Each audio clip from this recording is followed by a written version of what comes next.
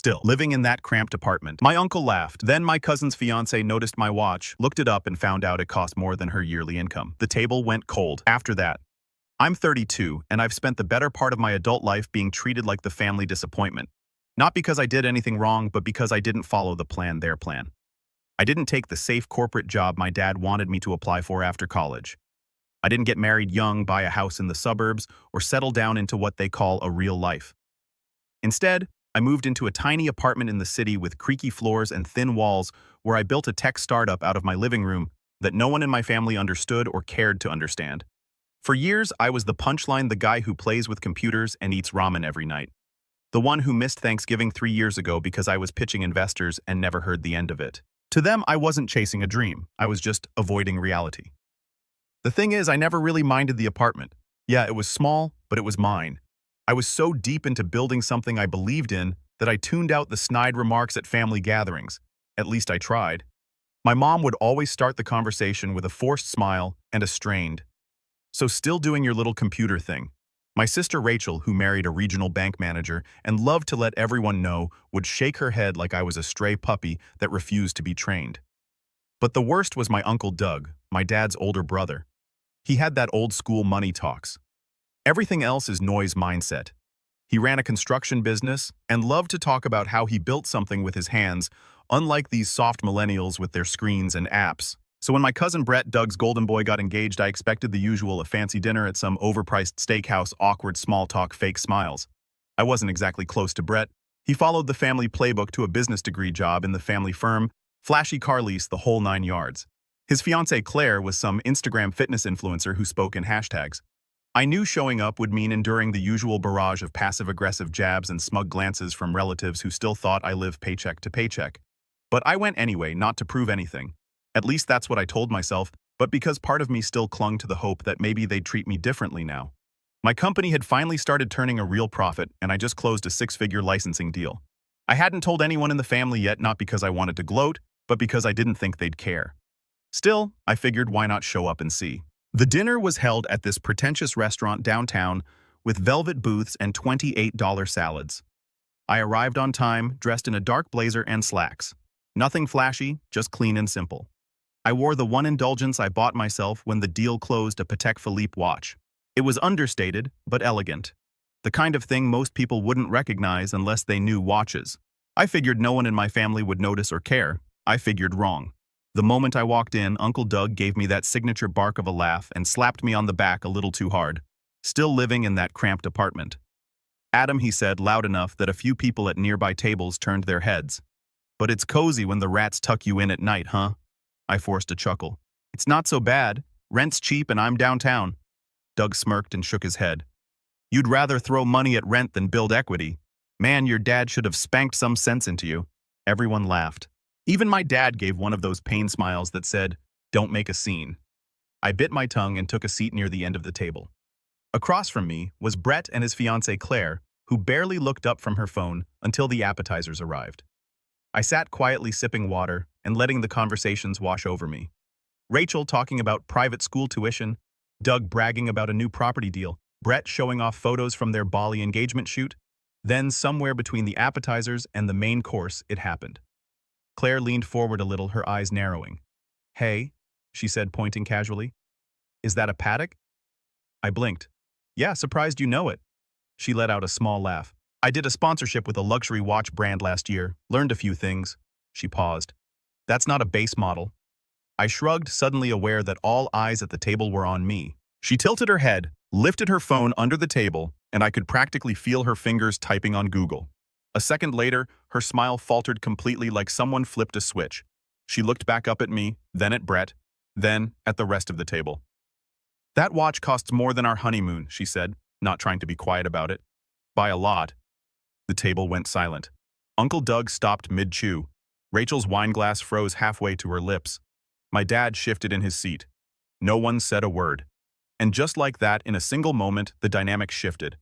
Not because I had some fancy watch on my wrist, but because for the first time they realized something had changed. I wasn't just the broke computer guy anymore.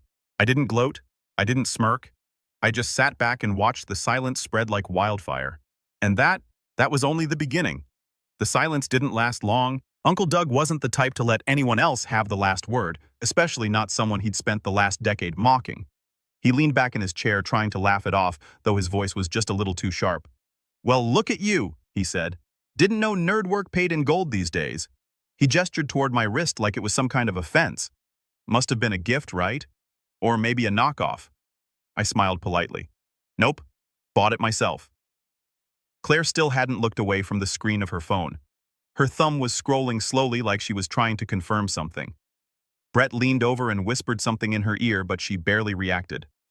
She just gave the faintest shake of her head and glanced at me again, this time with a weird, calculating expression. I could see it already. The narrative in her mind was shifting, and she wasn't sure yet if she liked it.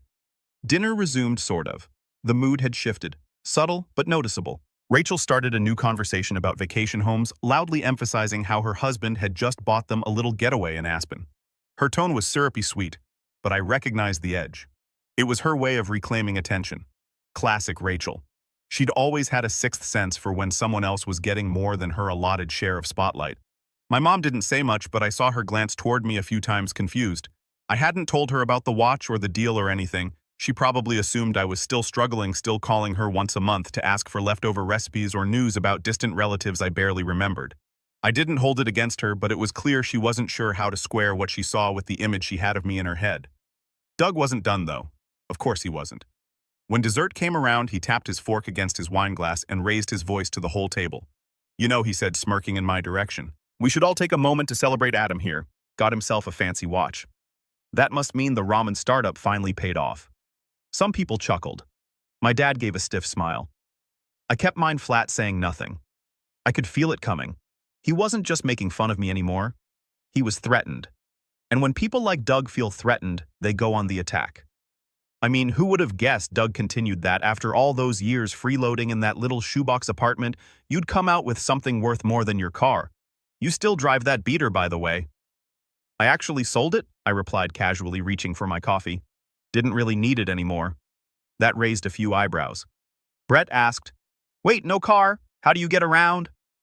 I paused, gave a soft shrug. "Driver?" Claire nearly choked on her sparkling water. "Wait, you have a driver?" That was the first genuine reaction I got from the whole table. Everyone suddenly looked alert. "Not full-time," I added. "Just when I'm in meetings or when I fly out for work, which is a lot lately." Rachel raised her voice a little. "Since when do you fly out for work?" Before I could answer, Doug laughed again, but it wasn't the same kind of laugh. It was bitter. "Oh, come on. What are we supposed to believe of your jet-setting across the country now? What exactly do you do again? Selling apps or NFTs or something I could see?" Brett's eyes narrowed slightly. He knew I worked in tech, but clearly hadn't asked questions before. Claire, on the other hand, was practically glowing. She wasn't looking at me anymore. She was staring at her phone screen again. Her fingers moved quickly, and then she stopped. Her jaw went slack for just a second. Then she looked at Brett. "Babe," she said softly, "did you know your cousin's company just raised a Series B funding round 8 figures? It's in Forbes." That did it. The silence that followed wasn't awkward. It was dead. You could have heard a fork drop. Everyone stared at me like I'd grown a second head. Uncle Doug's face turned a shade darker. My mom looked genuinely stunned. Rachel scoffed under her breath, and her husband muttered something I didn't catch. Even my dad blinked like he was seeing me for the first time in years. But Claire wasn't done, and she flipped her phone toward Brett, showing him the screen. "He's the founder. CEO. That broke the spell." Rachel leaned back, arms crossed. "That's probably just one of those online lists," she said quickly. "You know they'll publish anyone these days. I read somewhere they make up half that stuff just for clicks." Doug straightened in his seat, clenching his jaw. "Even if it's true," he muttered, "doesn't mean anything. You can play dress up all you want. But you're still the same kid who couldn't afford a Thanksgiving plane ticket 3 years ago." I didn't say anything. I just let the silence stretch again because deep down, I could feel it. They weren't just confused anymore. They were angry. Not because I lied, not because I bragged, but because I hadn't needed them. I hadn't asked for help. I hadn't played their game or followed their map. And somehow I'd made it anyway. And for people like Doug, that kind of independence is insulting. The rest of the dinner passed in a strange haze. Conversations turned brittle. Laughter was forced. My mom tried to act normal, asking how work was going, but her tone was strained, like she was trying to piece together a puzzle that didn't make sense. My dad kept sipping his wine. Quiet. Rachel started talking about how influencers fake their net worth online and how people should be careful who they idolize. Her husband nodded along like a parrot. Claire kept stealing glances at me. She smiled at things I said even when I wasn't talking to her. Brett noticed. Doug did too. After dessert, people started leaving. Some offered stiff hugs, others just a quick nod. Rachel didn't even look at me. My mom gave me a half-hearted smile, clearly unsure how to process the evening. And then, there was Doug. As he pulled on his coat, he walked up beside me and leaned in. "Don't let it go to your head, kid," he said quietly. "Money doesn't make you part of this family." I turned to face him. Didn't know I needed an invitation. His jaw twitched, but he said nothing else. As I stepped out into the cool evening air, I looked up at the sky, my breath fogging in front of me. I should have felt smug triumphant, but instead I just felt tired because I knew that dinner hadn't been the end of anything. It was the start, and the real tension was still coming. It wasn't even a week later when the betrayal hit. I got a call from my bank's fraud department on a Tuesday morning. I was in the middle of finalizing a partnership contract with a logistics software company. Big deal. Months in the making when the call came through. Normally, I would have let it go to voicemail, but something in my gut told me to answer. The woman on the other end sounded professional, but serious. "Mr. Cross," she said, "we flagged a series of attempted access requests to your business account. Multiple login failures, then a successful one originating from a device in the Midwest. We've temporarily frozen access until we can verify it wasn't you." My heart dropped. "No, it wasn't," I said quickly. "I'm in New York. Who is it?" She explained they couldn't give me a name without a formal investigation, but that whoever it was had guessed my recovery email and security questions. They'd even tried to redirect my email access, likely to intercept two-factor codes. The only people who even knew that information? The old college nickname I once used, the street I grew up on, the name of my childhood dog, were family. I hung up and sat there in silence for a while, my coffee going cold beside me. It didn't take long to confirm what I already suspected. Later that night, I opened a shared folder on my old personal Google Drive, the one I hadn't touched in years, but had once used to send files to family back when I was the free tech support for the whole tree. It had a few harmless PDFs, old resumes, some pictures, and one document that stopped me cold. A spreadsheet, my old company's early cap table and pitch deck, a version I deleted from my local files ages ago, but apparently had uploaded here once by accident. I never thought twice about it back then, but someone had been poking around. The next day, I got a LinkedIn message from a guy I barely remembered, an angel investor I'd spoken to once a year ago. He sent a link to a new startup pitch that had hit his inbox, asking if it was a new arm of your company. I clicked the link, my stomach twisted. It was Brett. Brett had sent out a near-identical version of my original deck, barely altered under a new startup name. His name listed as founder and CEO. The product description word for word, what I had built. The pain point, the solution, the branding language. Even the font was the same. He'd stolen it. I didn't even know where to start. Part of me was stunned and part of me wasn't surprised at all. I thought back to that dinner, Claire scrolling, whispering to him, the tension in his eyes when she showed him the Forbes article. It made sense now. He wasn't just jealous, he was plotting, and he hadn't just copied a pitch. He'd submitted it to the same accelerator program I had gone through 2 years ago. I called a friend who worked on the review board there. Quietly, carefully, and sure enough, Brett had already made it past the first round under a different company name, but with a carbon copy product. His submission included proprietary back-end architecture that just happened to be the exact system I had built and protected with code obfuscation code that only someone with access to my local Git backups would know how to reverse. I paced my apartment in circles, my mind racing. How had he gotten into my files? And then I remembered the dinner. That weird moment when Claire had asked about my watch and scanned it. The lingering glances, the sudden curiosity. I'd left my phone on the table when I went to the restroom. And I hadn't thought twice about it. But I'd been careless. One password, one saved browser session, one forgotten link on my drive. And Brett had what he needed. He didn't just want to copy me, he wanted to be me. That realization stung more than I expected. I sat down and opened my laptop, logged into my legal team's internal portal. I didn't want to jump straight into war, but if I didn't act now, this could spiral into something I couldn't contain. Before I hit send, I hesitated because underneath the rage was something else. Betrayal. Brett was my cousin, my family, the guy I used to play Nintendo with in Grandma's basement. We weren't close, but we shared blood. We shared birthdays, holidays, stories. I never imagined he'd stab me in the back like this. Not to steal what I'd built, not to pretend he'd earned it. I remembered when I first started my company and everyone laughed behind my back. He included. He used to call it Adam's Nerd Fantasy League. I brushed it off. Let it roll because I thought one day they'll see. And now he'd seen. And instead of being proud, he tried to take it. I couldn't tell anyone in the family, not yet. I knew exactly how it would go. They'd say I was overreacting. That Brett probably didn't mean anything by it. That I should just talk to him and resolve it like family. But I wasn't about to let this slide.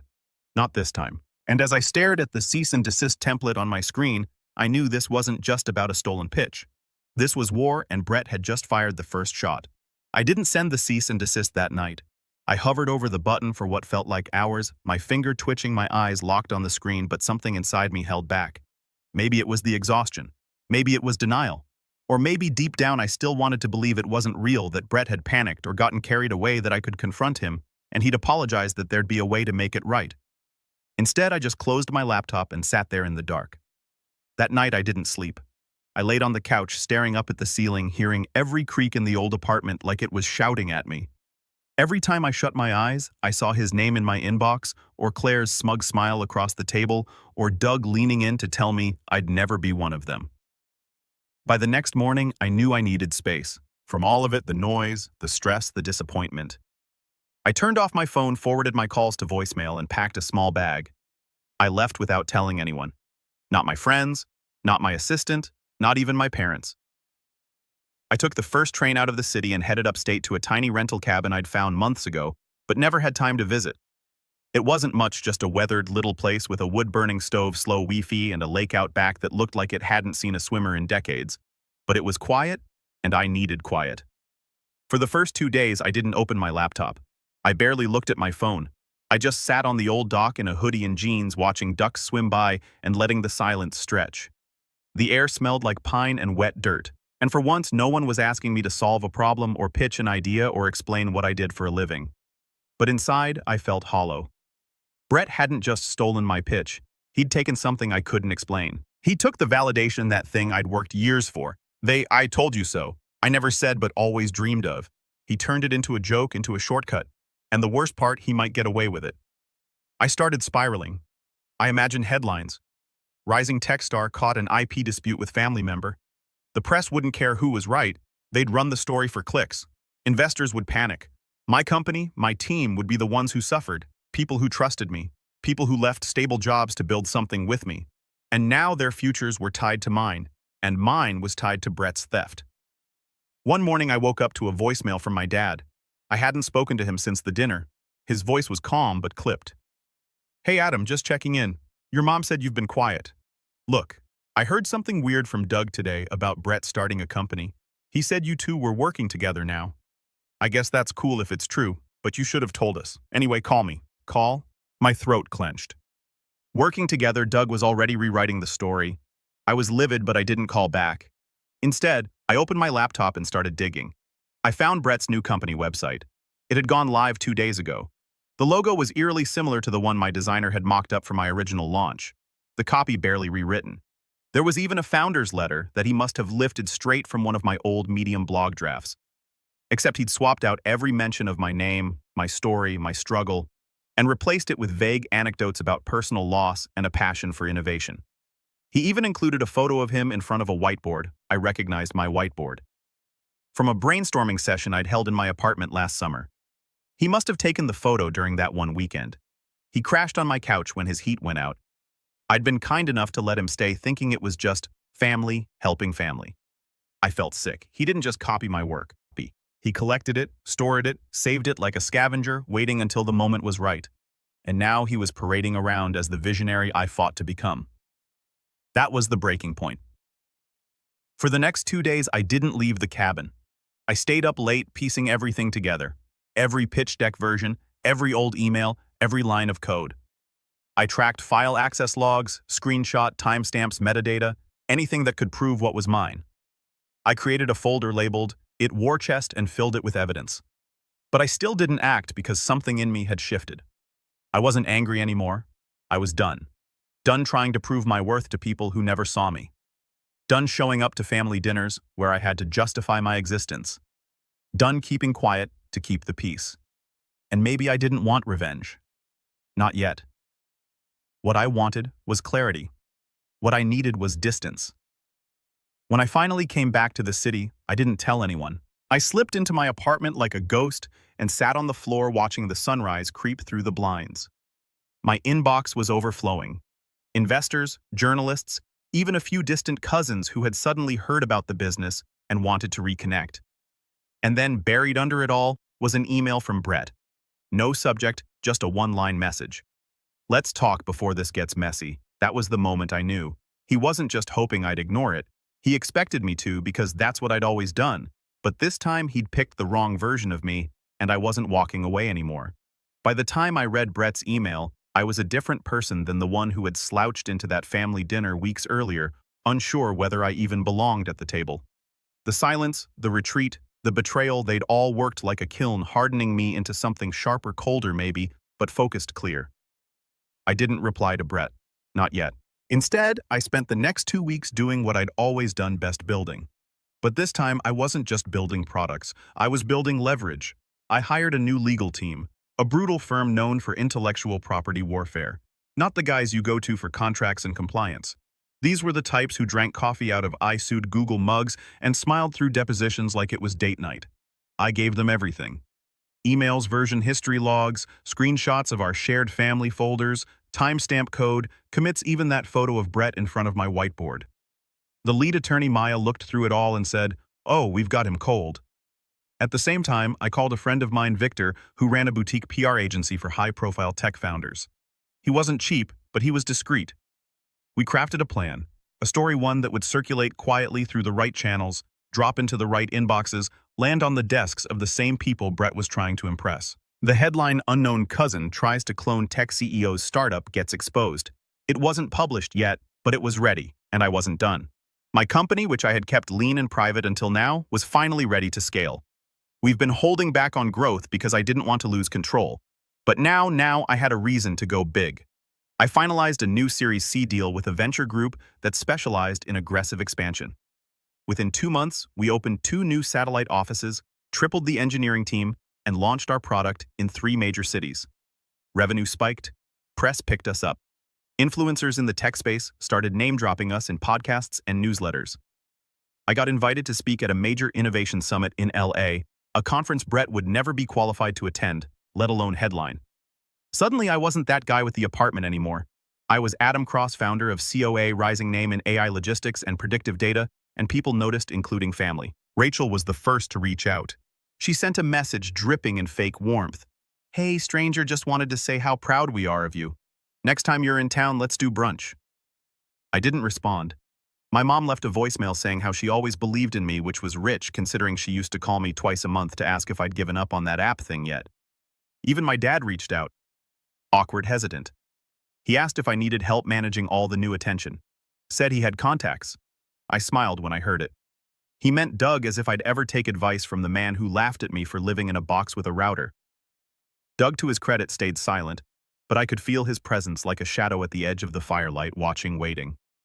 I had my team quietly pull a business intelligence report on Brett's fake startup. It hadn't gained traction. After the first wave of investor interest fizzled, the brand went quiet. No updates, no hires, nothing. He tried to relaunch under a new name. But the problem with copying someone else's vision is you don't understand the why behind it. You're just mimicking the what. And now that I had the legal team watching, he couldn't make a move without risking a lawsuit. I held the power now, and I didn't have to flaunt it. That was the best part. One day, as I sat in the green room backstage at the LA Summit, adjusting the mic pack on my collar, I got a message from Claire. Just 3 words. "You were right." No explanation, no follow-up, but I knew what it meant. Brett had imploded. Maybe the pressure got to him. Maybe he tried to spin some lie that she saw through. Maybe she Googled my name again and saw what he was trying to bury. It didn't matter. I left her on red. After my keynote, 30 minutes on ethical AI and efficient systems, I got a standing ovation. A few VC partners came up afterward to ask for meetings. I smiled, shook hands, made notes, and as I left the venue, stepping into the black car my driver had waiting, I realized something. I hadn't thought about the apartment in weeks. I hadn't thought about the old cramped kitchen where I used to burn toast while debugging code, or the paper-thin walls that let me hear every conversation my upstairs neighbor had with his cat. But that place had made me just like the ridicule had made me sharper, just like the betrayal had made me colder. And now I was ready because Brett had taken a swing. And I let him think I stepped back. But I wasn't retreating. I was aiming. And he had no idea what was coming.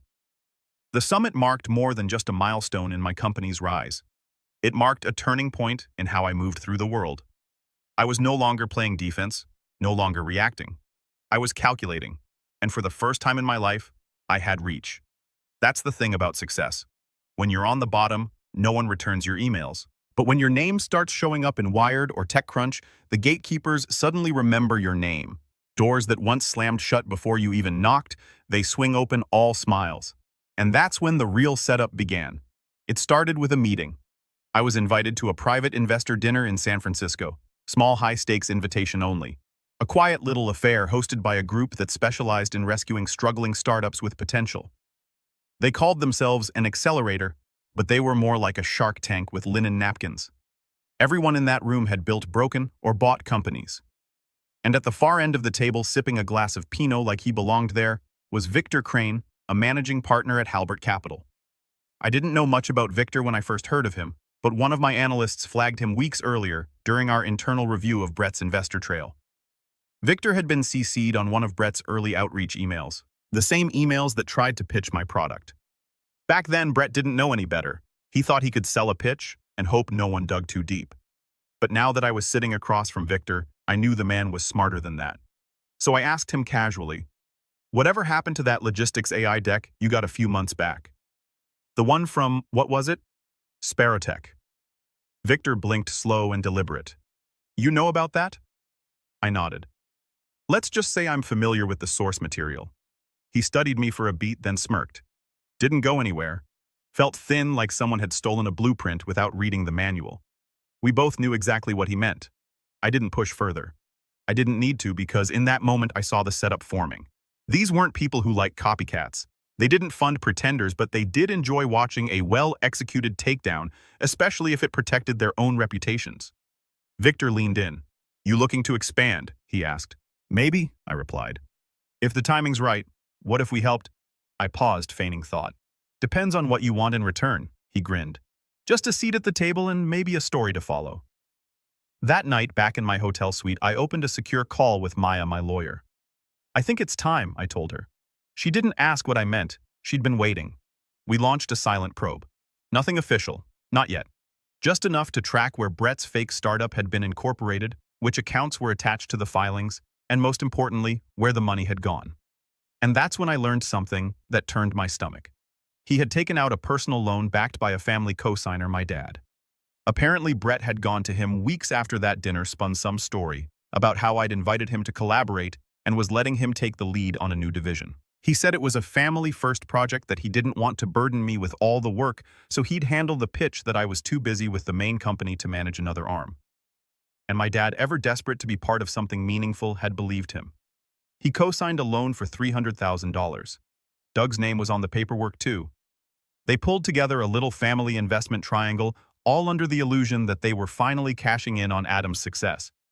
Brett had promised equity, promised they'd be paid back five-fold. But the money, it was gone.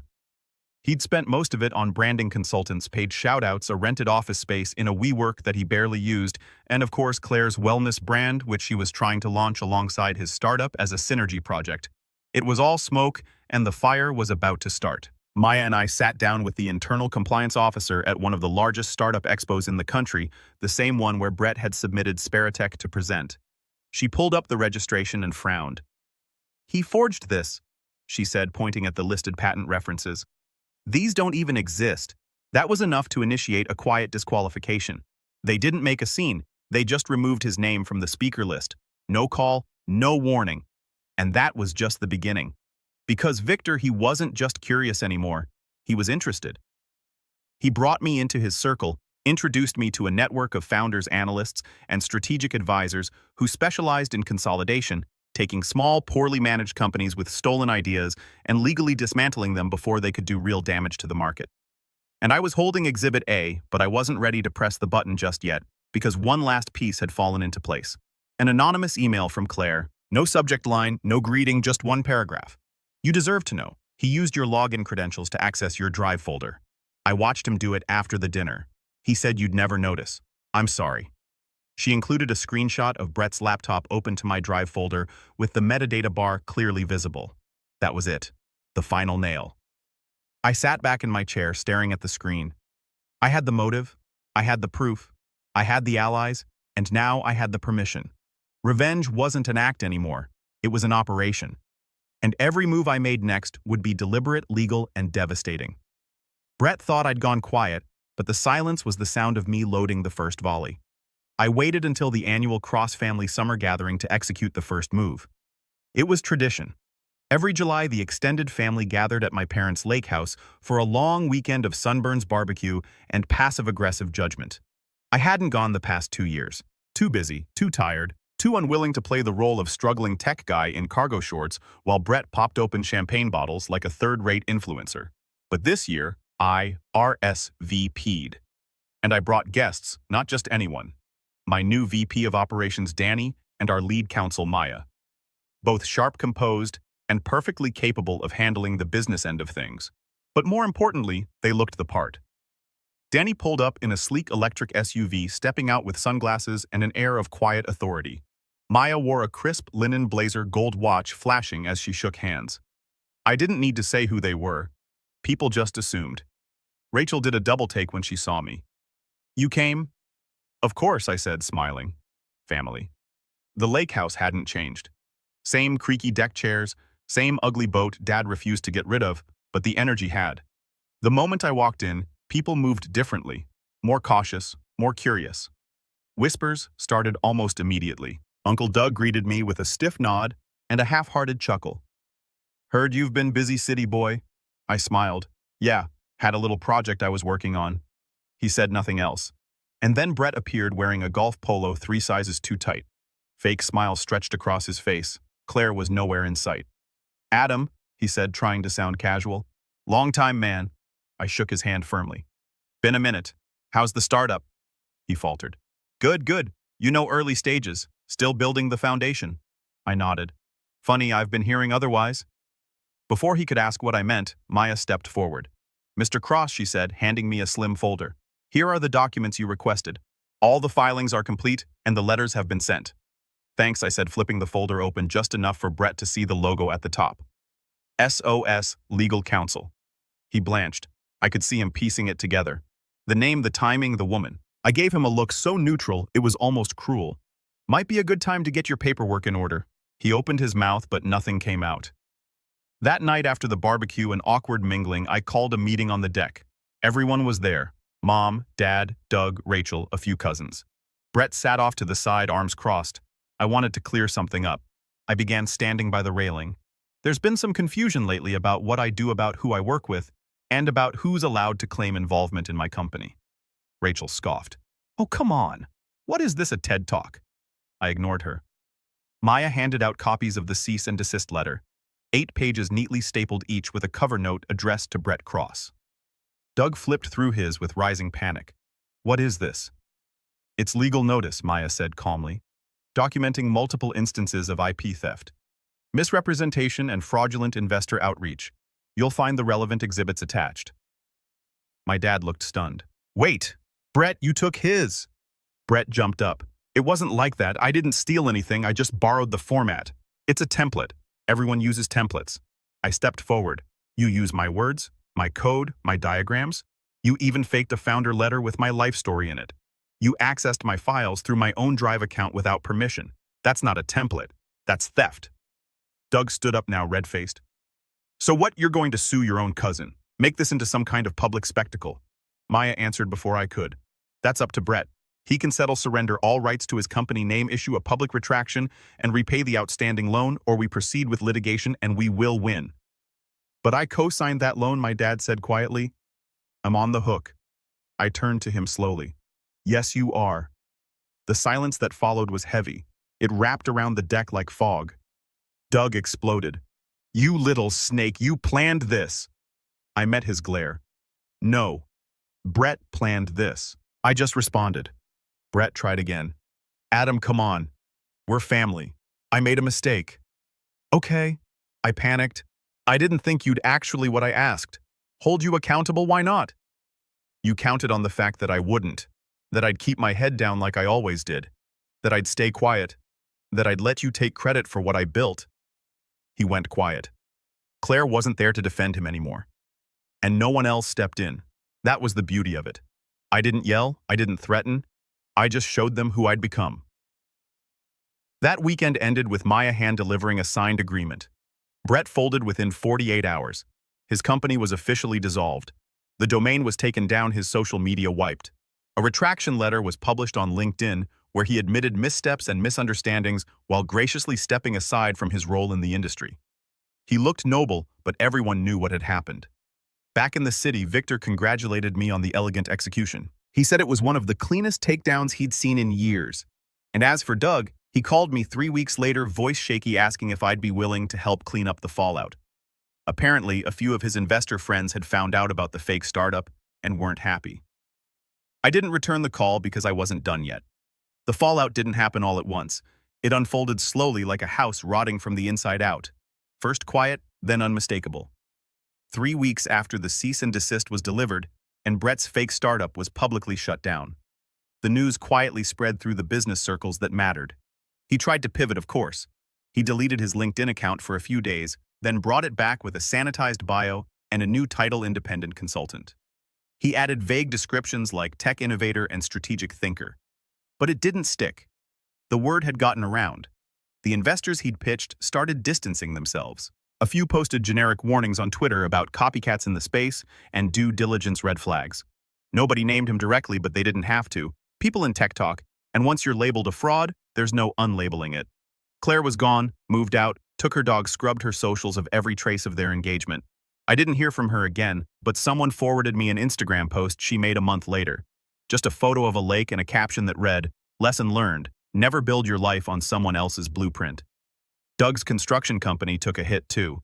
Apparently, one of the investors Brett had courted was a personal friend of Doug's who had considered backing a joint venture between Brett's startup and Doug's firm. When the truth came out, the investor pulled out of both. That one decision triggered a domino effect. Within 6 months, Doug had to sell off a key property at a loss.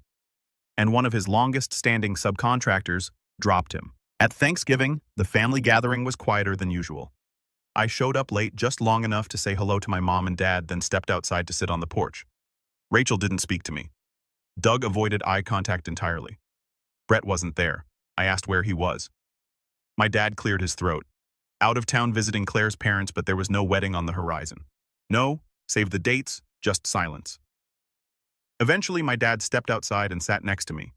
For a long time, we didn't speak, just watched the wind stir the brittle November leaves on the lawn. Then he said quietly, "I didn't know about the loan, about what he did." I nodded. "I know. I should have asked you. I should have believed in you." It wasn't an apology, but it was close enough. I stood up and gave him a pat on the shoulder. "You did what you thought was right. So did I." When I got back to the city that night, I opened my laptop, checked my calendar, and made a note. Next quarter, CO was slated to expand into 5 new markets. Our valuation had tripled since the summer, and we'd just been approved for a partnership with a major tech conglomerate I wasn't legally allowed to name yet. The apartment I once lived in, gone. I donated most of the furniture, handed the keys to a friend's younger brother who was trying to start his own company. I told him to build something that scared people, something so bold they'd laugh in his face, because I knew what that felt like. And I also knew how sweet it was when they stopped laughing. Brett never reached out again, not to apologize, not to explain, not even to fight back. In the end, he didn't just lose the startup, he lost everything he pretended to be. And me, I didn't just win, I earned it. The same hands they used to point and laugh now trembled to shake mine.